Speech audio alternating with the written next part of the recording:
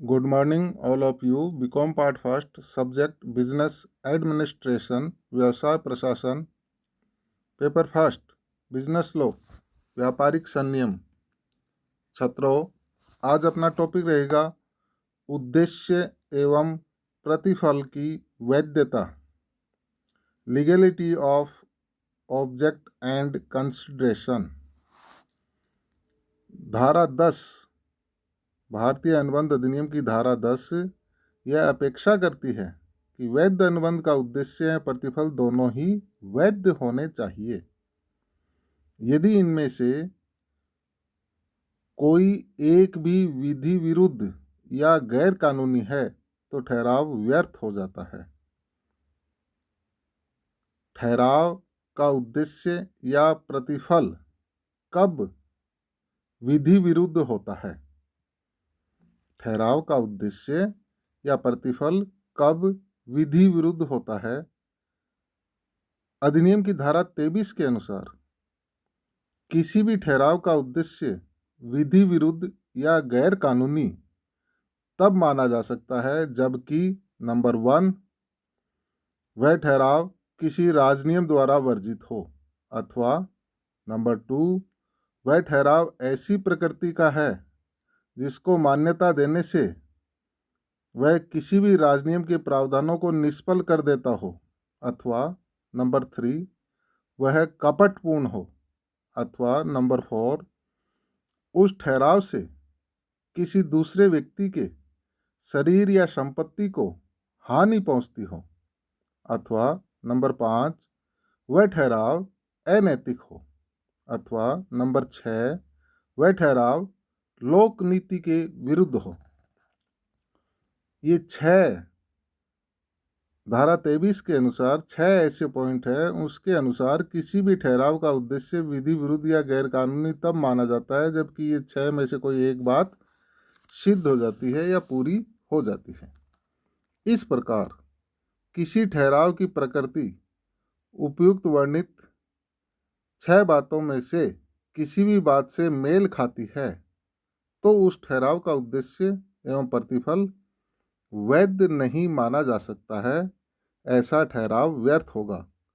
अब हम इनमें से प्रत्येक पॉइंट का विस्तृत से अध्ययन करेंगे। नंबर 1, राजनियम द्वारा वर्जित ठहराव। यदि कोई ठहराव राजनियम की व्यवस्थाओं के प्रतिकूल हो या राजनियम की सामान्य नीति या आशय के विरुद्ध हो, अथवा कानून या प्रावधानों के द्वारा वर्जित हो तो ऐसा ठहराव विधि विरुद्ध होता है। नंबर 2, जब किसी राजनियम की व्यवस्था को निष्प्रभावी करने वाला ठहराव हो। यदि पक्षकार कोई ऐसा ठहराव करते हैं जिससे देश में प्रचलित राजनियम की व्यवस्थाएं ही निष्प्रभावी अथवा बेकार हो जाती है तो ऐसा अनुबंध विधि विरुद्ध माना जाएगा। ये व्यवस्थाएं चाहे सामान्य राजनियम के संबंध में हो या हिंदू या मुस्लिम राजनियम के संबंध में हो अथवा अन्य किसी विशिष्ट राजनियम के संबंध में हो। यदि किसी ठहराव के परिणाम स्वरूप इन राजनियमों की अवहेलना होती है और वे निष्प्रभावी हो जाते हैं तो अनुबंध व्यर्थ समझा जाता है। नंबर 3, कपटपूर्ण ठहराव। कपटपूर्ण उद्देश्य से किए गए ठहराव व्यर्थ होते हैं। जब 2 पक्षकार आपस में अनुबंध करके किसी तीसरे पक्षकार के साथ कपट करते हैं तो वह ठहराव गैर कानूनी तथा व्यर्थ होता है। इनमें वे सभी कपटपूर्ण ठहराव भी सम्मिलित हैं जो ऋणदाताओं, राजस्व अधिकारियों, जन सामान्य आदि के साथ कपट करने के लिए किए जाते हैं। नंबर 4, व्यक्ति अथवा संपत्ति को हानि पहुंचाने वाला ठहराव। जब किसी ठहराव के परिणाम स्वरूप किसी व्यक्ति या उसकी संपत्ति को हानि पहुंचती है तो ऐसा ठहराव गैर कानूनी तथा व्यर्थ होगा। ऐसा कोई भी ठहराव जिसमें किसी भी व्यक्ति या उसकी संपत्ति को क्षति, हानि या चोट पहुंच सकती है तो वो इस श्रेणी में आता है। नंबर 5, अनैतिक ठहराव। यदि किसी ठहराव का उद्देश्य या प्रतिफल को न्यायालय अनैतिक मानता है तो वह ठहराव गैर कानूनी होगा तथा व्यर्थ होगा। न्यायालयों का मत है कि यहाँ अनैतिक कार्यों से तात्पर्य यौन संबंधी अनैतिक कार्यों से ही है। छठा, लोक नीति के विरुद्ध ठहराव। लोक नीति शब्द की परिभाषा अधिनियम में कहीं भी नहीं दी गई है। यह शब्द अत्यंत विस्तृत है। इसमें राजनीतिक, आर्थिक तथा सामाजिक सभी प्रकार के ठहराव सम्मिलित होते हैं। कोई ठहराव जिसमें लोक नीति को क्षति पहुंचती है वह ठहराव व्यर्थ तथा अवैध होता है। अब लोक नीति के ठहराव कितने प्रकार के होते हैं उनको अपन यहाँ पे अध्ययन करेंगे।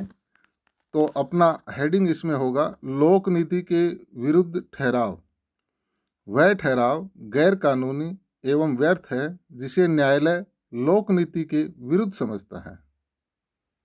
जब कोई ठहराव जनहित के लिए विनाशकारी या कष्टदायी होता है तो उसे लोक नीति के विरुद्ध माना जाता है। अर्थात दूसरे शब्दों में अपन यह कह सकते हैं, किसी भी ठहराव को जनता के सामाजिक, राजनीतिक, आर्थिक तथा अन्य हितों के विरुद्ध होता है, लोक नीति के विरुद्ध माना जाता है। कोई भी ठहराव जो जनता के सामाजिक, आर्थिक, राजनीतिक तथा अन्य हितों के विरुद्ध होता है, लोक नीति के विरुद्ध माना जाता है। लोक नीति का क्या अर्थ है? लोक नीति कानून का एक सिद्धांत है जो किसी समय विशेष पर मान्य या लागू होता है। वस्तुतः लोक नीति शब्द की सही परिभाषा करना कठिन कार्य है। यह शब्द अनिश्चित अर्थ वाला तथा भ्रामक है। लोक नीति शब्द एक भ्रामक शब्द है। उन्होंने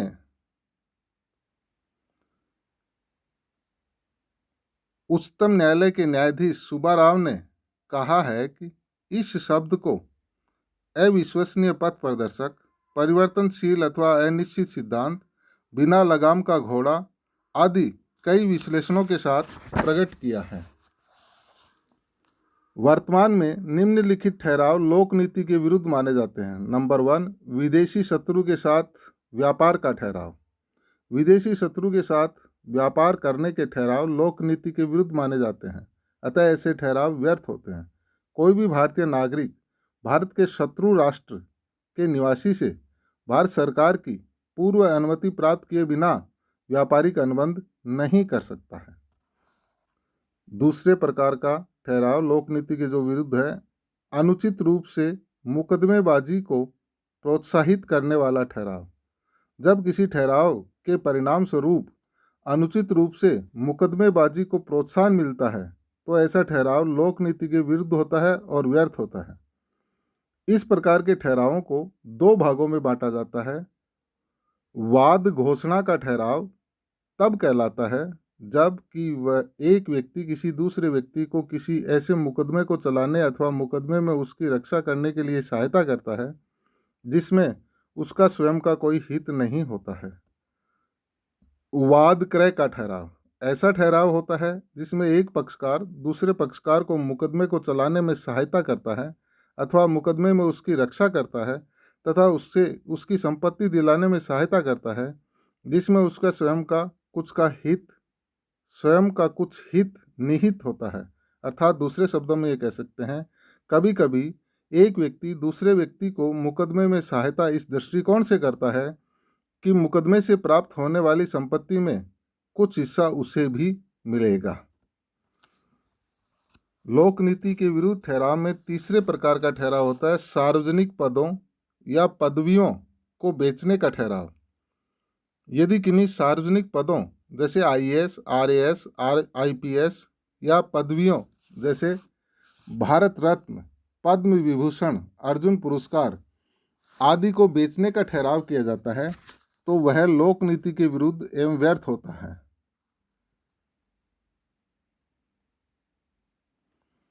चौथा प्रकार है दंडनीय मामलों को दबाने का ठहराव। दंडनीय अपराधों को दबाने के ठहराव व्यर्थ होते हैं। किसी भी व्यक्ति को इस बात की स्वतंत्रता नहीं है कि वह अपराधों का व्यापार करे। 5वां प्रकार है न्याय प्रक्रिया में हस्तक्षेप करने वाले ठहराव।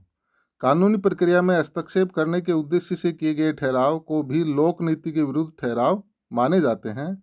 ऐसे ठहराव अवैध तथा व्यर्थ होते हैं।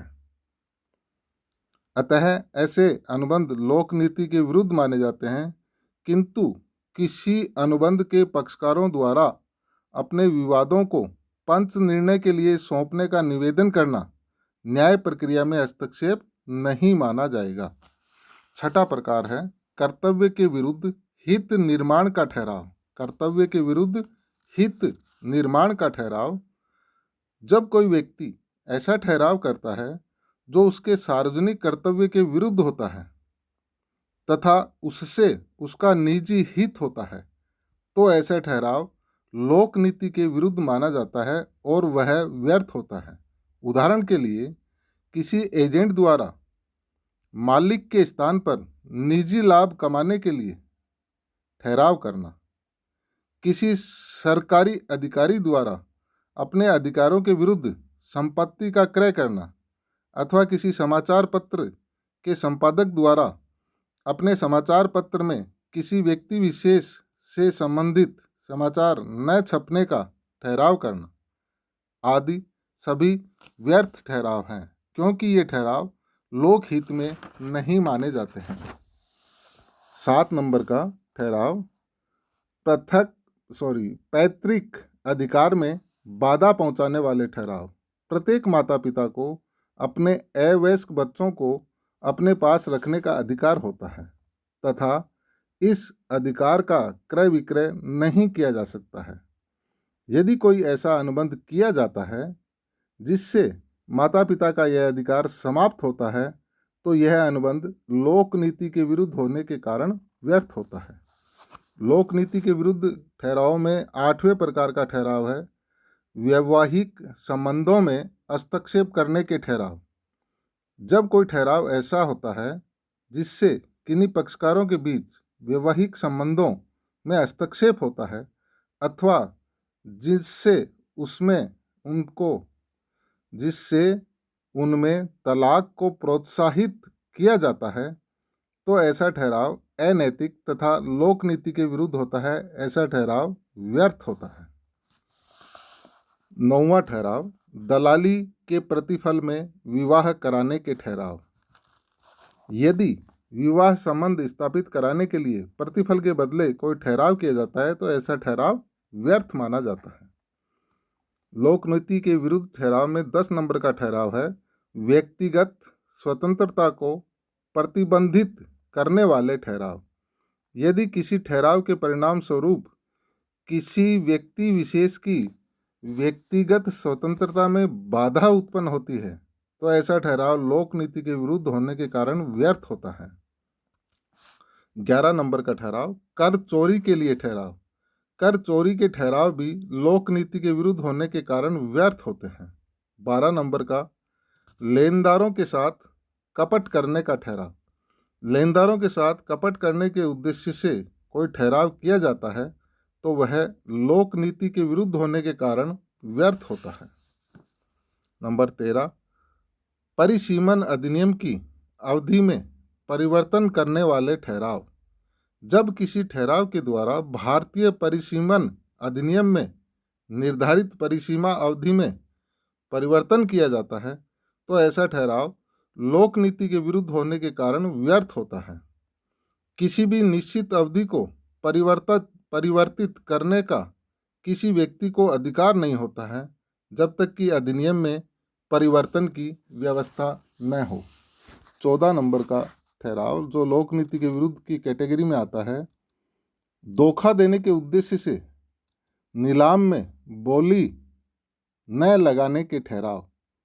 यदि कुछ व्यक्ति मिलकर यह ठहराव कर लेते हैं कि वे एक दूसरे के विरुद्ध बोली नहीं लगवाएंगे, तो ऐसा ठहराव व्यर्थ होता है। 15 नंबर का ठहराव एकाधिकार निर्माण करने के ठहराव। यदि किसी ठहराव का उद्देश्य एकाधिकार की स्थिति का निर्माण करना हो, तो ऐसा ठहराव लोक नीति के विरुद्ध होगा तथा व्यर्थ होगा। 16 नंबर का ठहराव व्यापार में रुकावट डालने वाले ठहराव। हमारे देश में प्रत्येक नागरिक को देश के नियमों के अंतर्गत देश के किसी भी कोने में व्यवसाय करने की स्वतंत्रता होती है। अतः व्यवसाय में रुकावट डालने वाले ठहराव कुछ अपवादों को छोड़कर लोक नीति के विरुद्ध होने के कारण व्यर्थ होते हैं। 17 नंबर का ठहराव, विवाह में रुकावट डालने वाले ठहराव। यदि कोई व्यक्ति ऐसा ठहराव करता है जिसके कारण किसी अविवाहित वयस्क व्यक्ति के विवाह में रुकावट पड़ती है, तो ऐसा ठहराव लोक नीति के विरुद्ध होता है तथा व्यर्थ होता है। इसके बारे में आगे विस्तार से अपन अलग अध्ययन करेंगे। 18 नंबर का ठहराव, लोक नीति के विरुद्ध ठहरावों में चुनावों को प्रभावित करने वाला ठहराव। चुनावों को प्रभावित करने के उद्देश्य से प्रत्याशी यदि मतदाता अथवा संबंधित अधिकारी से ठहराव करता है, तो ऐसा ठहराव लोक नीति के विरुद्ध होने के कारण व्यर्थ होता है। 19 नंबर का ठहराव, न्यायालय के अधिकार क्षेत्र को समाप्त करने का ठहराव। यदि किसी ठहराव के परिणाम स्वरूप किसी भी न्यायालय के अधिकार क्षेत्र में कमी आती है, तो वह ठहराव लोक नीति के विरुद्ध होने के कारण व्यर्थ होता है। 20 नंबर का ठहराव, अनुचित शर्तों युक्त ठहराव। कभी कभी दो असमान स्तर के व्यक्तियों के बीच ठहराव होता है, जिनमें से एक पक्षकार दूसरे पक्षकार का अनुचित विदोहन करने की स्थिति में होता है। यदि उनके बीच हुए ठहराव से ऊपरी तौर से यह प्रकट होता है कि उसकी शर्तें अनुचित एवं कमजोर पक्षकार के हितों के प्रतिकूल है, तो ऐसा ठहराव लोक नीति के विरुद्ध होता है और व्यर्थ माना जाता है। तो ये 20 प्रकार हुए ठहरावों के जो लोक नीति के विरुद्ध माने जाते हैं। तो ये अपने आप में 20 नंबर का क्वेश्चन बनता है, लोक नीति के विरुद्ध होने वाले ठहराव।